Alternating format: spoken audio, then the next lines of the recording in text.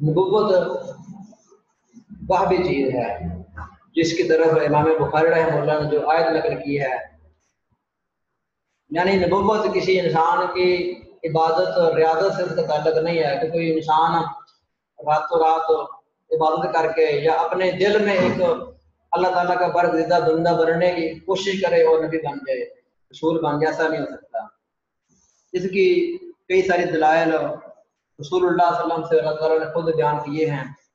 मसलन सूरह शूरा आयत नंबर 13 में है, अल्लाह यज्तबी इलैहि मन यशाउ व यहदी इलैहि मन युनीब, अल्लाह चुनता है अपनी तरफ जिसको चाहता है।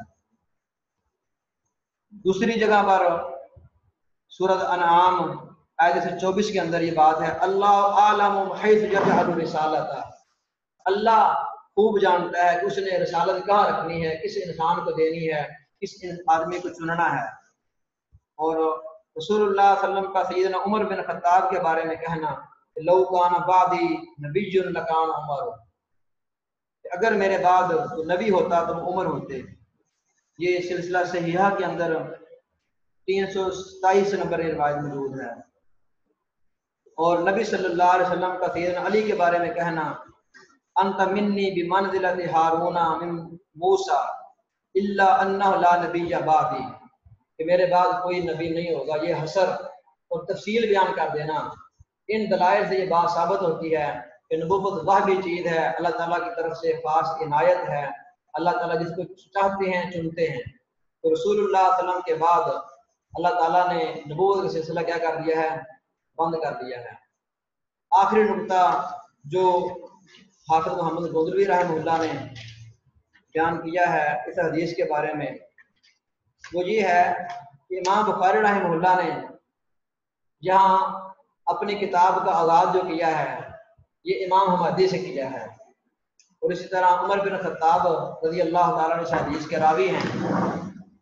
तो इस इमाम हमदी रहमतुल्लाह और अबू उमर बिन खत्ताब से इस रिवायत को बयान करना, इसका पोशीदा नुकता ये है, इमाम हमदी क्या थे, कुरैशी थे। क्या थे?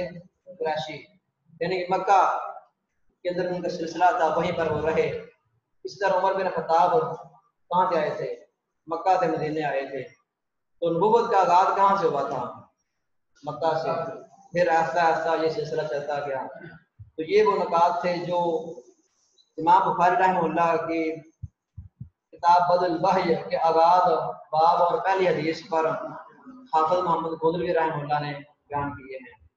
इस सबक के अंदर हम तर्जमा अबवाब का, हदीस का तर्जमा और तर्जमे के बाद यहाँ हाफिज मोहम्मद गोदलवी रहमतुल्लाह के बयान करदा तफसीली मवाद से चंद अहम निकात और इमाम इब्न हजर रहमतुल्लाह के चंद अहम निकात को हदीस पर बयान किया करेंगे जो मसाइल में इस्तेमाल किए।